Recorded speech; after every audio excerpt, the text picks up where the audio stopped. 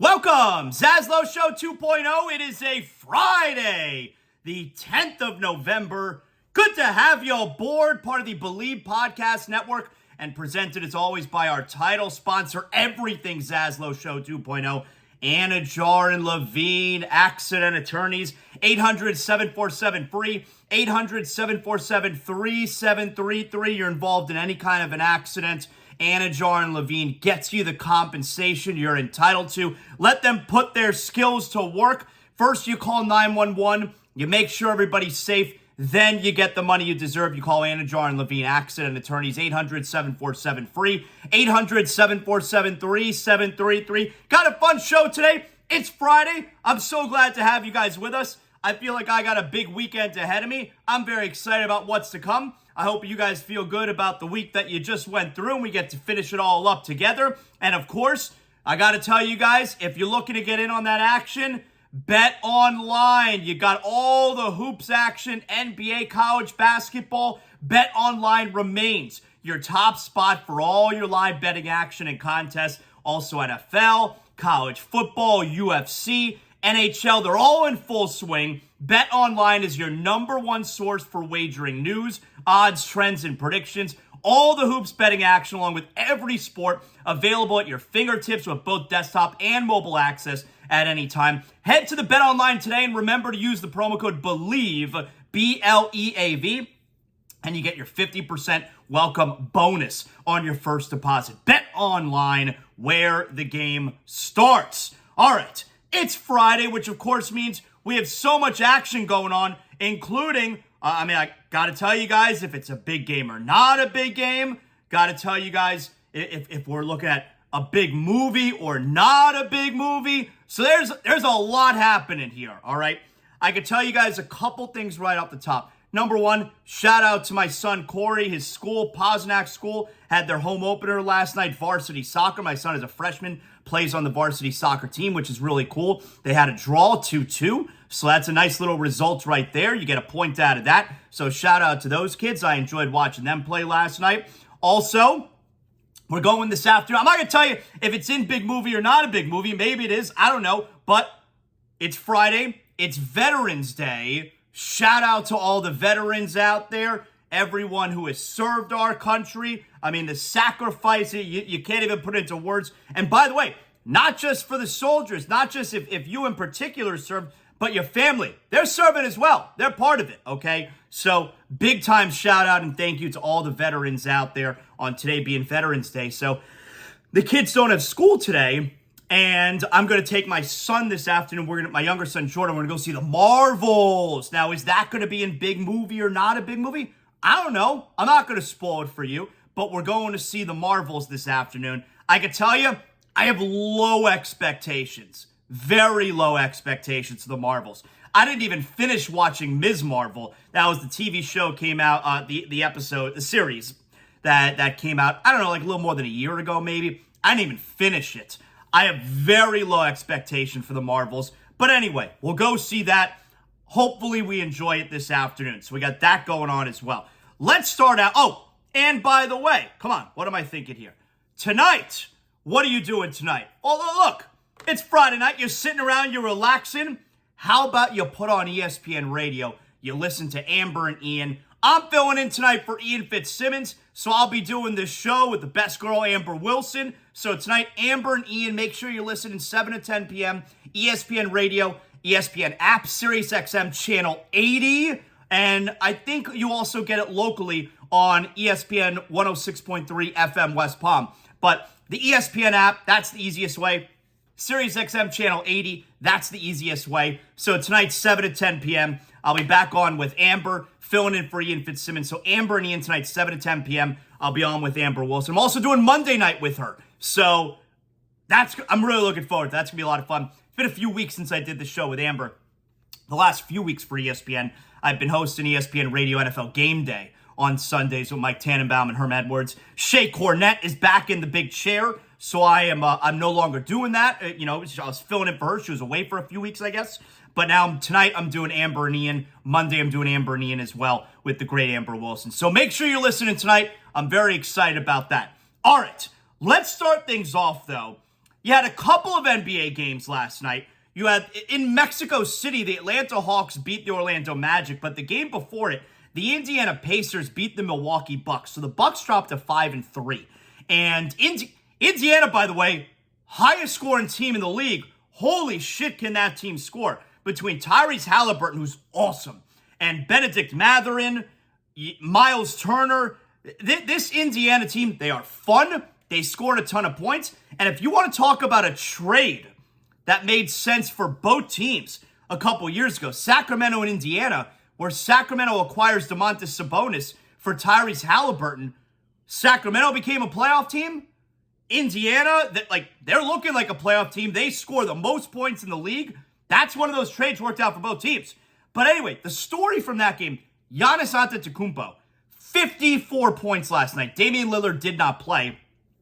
He's dealing with some type of injury. I know he tried to give it a go and he couldn't. So it wasn't one of those situations where he's resting and load management. You can't say that. And no Chris Middleton last night either. But Giannis had 54. The Pacers still won the game.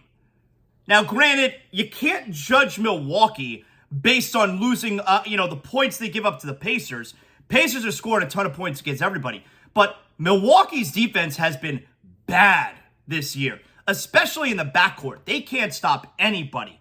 But I'm wondering, are Heat fans rooting against the Bucks? Are you hate watching the Bucks because of Damian Lillard? For me, the Bucks should be one of our rivals. I don't look at them that way. We played them in 2020, we took that ass. Played them in 21, they swept us. Played them in 23, we took that ass. We played them 3 of the last 4 years in the playoffs. We've won 2 of them. Overall, we played them 4 times in our franchise history in the playoffs. We've won 3 of those 4 because we beat them also, in 2012, I think it was, or 2013 in the first round. One of those 2, when it was Brandon Jennings and Monta Ellis in the backcourt, you remember? And Monta Ellis claimed he's as good as Dwayne Wade. You remember that. It's really fucking stupid. Anyway, so the Bucks are supposed to be one of our rivals. I don't feel that way. Just to me, I guess I can't work up the animosity toward the Bucks.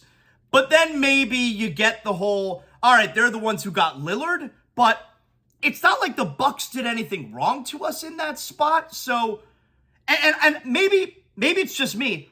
I've moved past the Damian Lillard stuff. I'm not sitting here all upset that the Heat didn't get Damian Lillard anymore.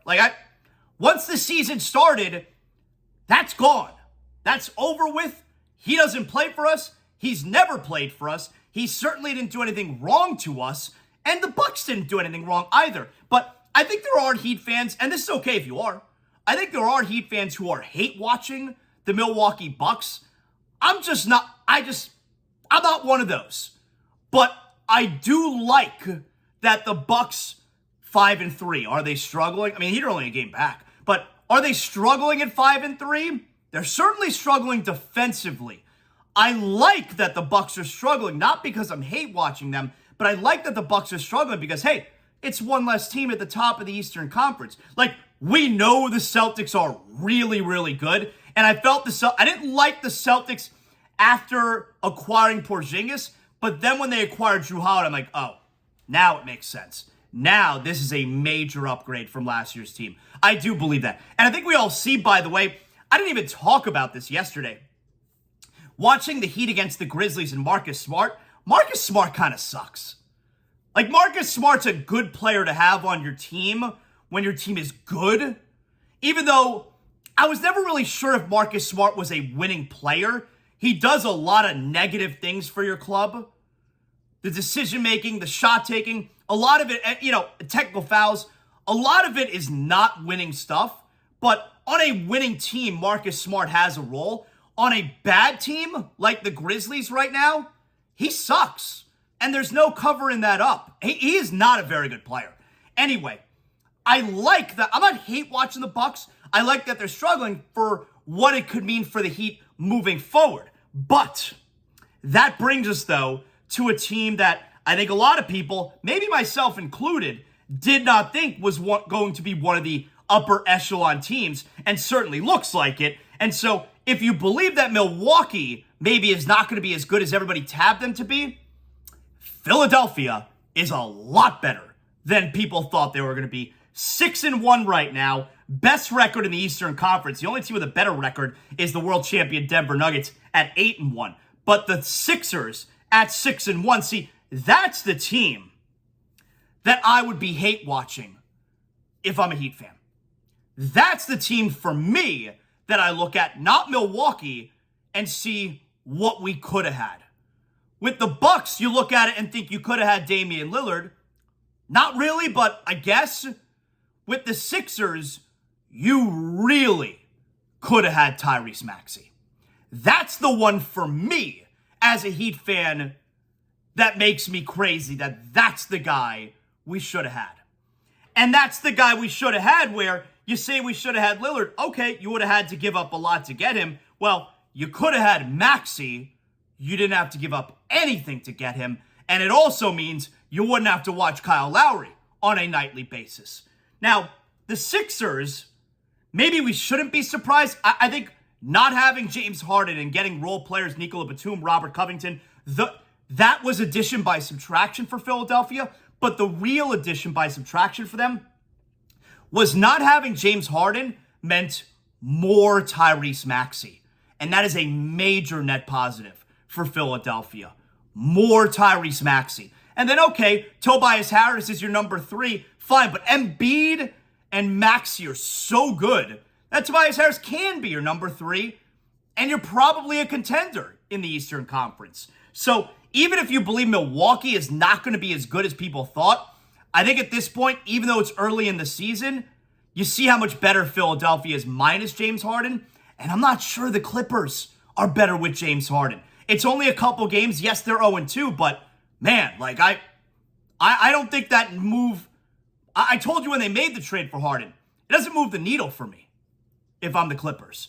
But anyway, and with Philadelphia, what I'm talking, like, Maxey is the guy that I look at. That's the guy we should have. And I've told this story a million times. John Calipari, head coach of Kentucky, he came on ZASLOW, Rhymes and Amber a few years ago, a little bit before the draft, and he said, listen, like the Heat love the Kentucky guys, Bam, Tyler Hero, and he said, look, I love the Heat organization, and I got another guy on my team right now I'm hoping winds up with the Heat. He didn't name him by name. It was not difficult for us to know that it was Tyrese Maxey that he was talking about. The draft rolls around. We all have our fingers crossed. The Heat had to pick it like number 17, number 18, or whatever. And Maxey's on the board. They took Precious Achiuwa. They missed on that one. And not just because they decided to flip Precious Achiuwa the very next year for Kyle Lowry, but, you know, Precious Achiuwa hasn't turned out to be that guy anyway with Toronto. And Maxey was right there. That's the guy for me. Like, imagine what a difference just having Tyrese Maxey on this team would be. And I guess, you know, you don't have to give anybody up, I say. Well, technically, you give up Lowry, I guess. Like, whatever. Imagine, now, would the Heat have traded Maxey with Goran Dragic to Toronto for Lowry? Maybe. I don't know. But imagine how much better this Heat team would be with Maxey. So you can look at Milwaukee and say we should have had Lillard. I really look at Philadelphia and say we should have had Maxey. That's the way I see it. So that's the part really that drives me crazy if I'm a Heat fan. Anyway, so just a couple games last night. As far as the Heat go, the Heat are back in action tomorrow. Tyler Hero, we learn he is going to be in a walking boot for 10 days. He's going to be reevaluated in a couple weeks. I guess that's best case scenario, but this is it every year. Like, every year, Tyler Hero misses time. You just hope that it doesn't come in the playoffs again, which it has already a couple times in his career. And this is a freak injury. Like, he landed on someone's foot. Yeah, it's, you know, does that make him injury prone? I think he's injury prone, but that kind of freak accident, like, that could happen to anybody.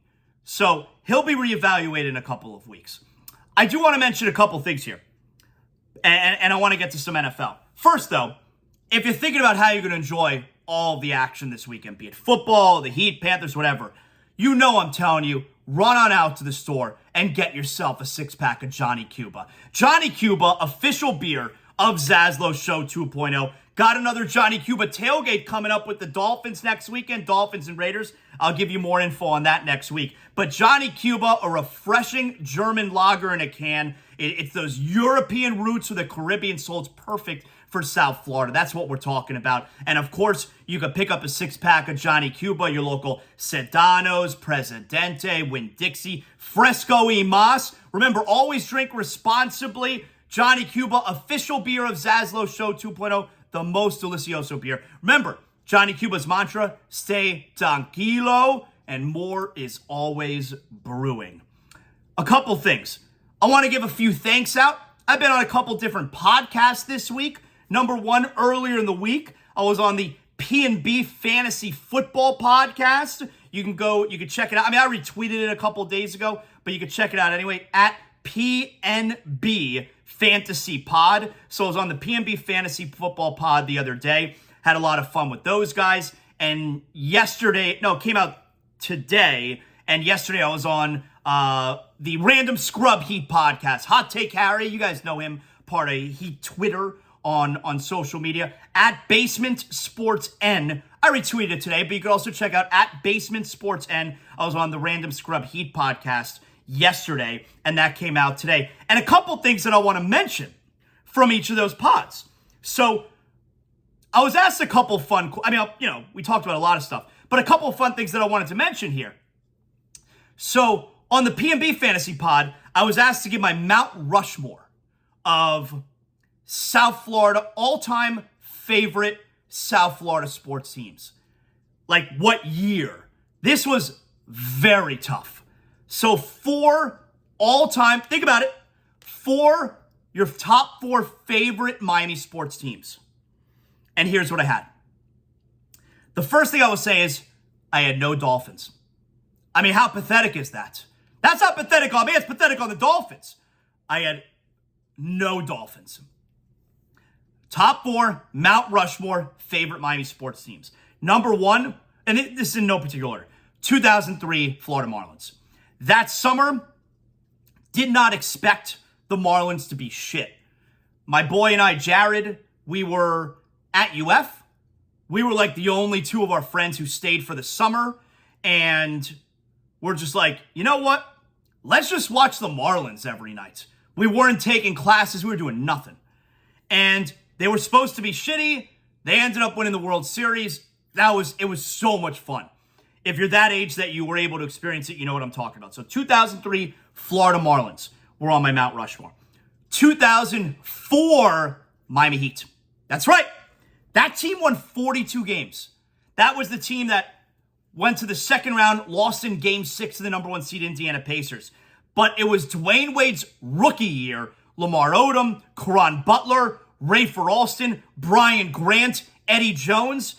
In the Heat organization, at the time, and even a few years later, was known as everyone's favorite Miami Heat team. A team that won only 42 games and lost in the second round. For them to be a lot of people's all-time favorite Heat team, think about how special that group was. It was so much fun. It obviously led to us getting Shaq, and it was the beginning of, whoa, Wade's that guy. Or like the kids say, Wade was him. So 2004 Miami Heat, that shit, we were back with that team. That was back in black in the playoffs. All right, because they missed the postseason 2 years in a row the previous 2 years. First time ever that Pat Riley, as head coach of the Miami Heat, missed the playoffs was 2002, 2003. All right. So 2003 Florida Marlins, 2004 Miami Heat, 2013 Miami Heat. They won 27 games in a row. Back-to-back NBA champions. It ends with Ray Allen in Game 6. LeBron with the game-winning basket, or game-clinching basket, Game 7. Phenomenal series against the Spurs. 2013 Miami Heat. And the fourth one, and this was tough, 2023 Florida Panthers. That's right. 2023 Florida Panthers. Unbelievable all-time memories. The Panthers could have won the Stanley Cup last year. I mean, obviously, that would have been so incredible. But the memories they gave me and gave Panther fans from this past postseason was still all-time. We'll never forget about it. As fun a postseason run I've ever experienced. 7-0 in overtime in the postseason. Doesn't even count Matthew Tkachuk's winner in Game 4 with 4 seconds left to sweep the Carolina Hurricanes. That wasn't even in overtime. Greatest moment in Panther history. So 2023 Florida Panthers, which narrowly edges out 2020 Miami Heat. That shit was special in the bubble, but because the bubble, it was such a stressful time in our lives because of COVID. But then again, what the Heat did in the bubble, it was very rewarding. That's honorable mention, and also 2023 Heat honorable mention. The Heat regular season was so frustrating. I get it, the Panther regular season was so frustrating too, but the Heat regular season was so frustrating, even though the playoffs were so amazing. It doesn't make them Mount Rushmore. Honorable mention though. So those were the 4. And also, so when I was on the Random Scrub Heat podcast, and we were doing Mount Rushmore of all-time favorite Heat players. So I want to give this to you guys also, where they actually set me up and they said, no Dwayne Wade, because Dwayne Wade's so obvious, right? But I told them, Dwayne Wade wouldn't have been on mine anyway. I love Dwayne Wade. But everyone's favorite player, the best guy on the team, is always everyone's favorite player. That's never been my favorite player. Like growing up a Dolphin fan, I love Dan Marino. Was never my favorite player. I feel like the best guy, it's so easy for that guy to be your favorite player. Have a little bit of character as a sports fan. Let somebody else be your favorite player. Like with the Miami Heat in 2006, when they won their first championship, my favorite player on the team was James Posey. That shows I got some character as a sports fan. So, Mount Rushmore, all-time favorite Miami Heat players. Obviously, Glenn Rice. He'll never not be a number 1. Glenn Rice, Jimmy Butler. Jimmy Butler's my second all-time favorite Heat player. He is, even though this is just his 5th year here. You know he's been here longer than LeBron. Number 3, Mount Rushmore all-time favorite Heat players, Shaquille O'Neal. Yes, he was only here for 3.5 years, but I'm a big Shaq guy. I love Shaq. He's on my Mount Rushmore favorite Heat players. Not best Heat players, favorite Heat players. And number 4, Alonzo Mourning. I mean, man, was he fun to watch. Just so physical, so tough, nasty. The biceps and the posing. I love Zoe, man. Jimmy Butler, Glenn Rice, Alonzo Mourning, Shaquille O'Neal. That's my Mount Rushmore. What's yours? You could always tweet to me at ZASLOW Show. And hey, you could also tweet to at Basement Sports N, since the Random Scrub Heat podcast, they were the ones who posed that question. So thanks to those guys for having me on this week. And thanks, of course, also to PMB Fantasy Pod for having me on this week. And you go check them out as well. And I retweeted both of those podcasts.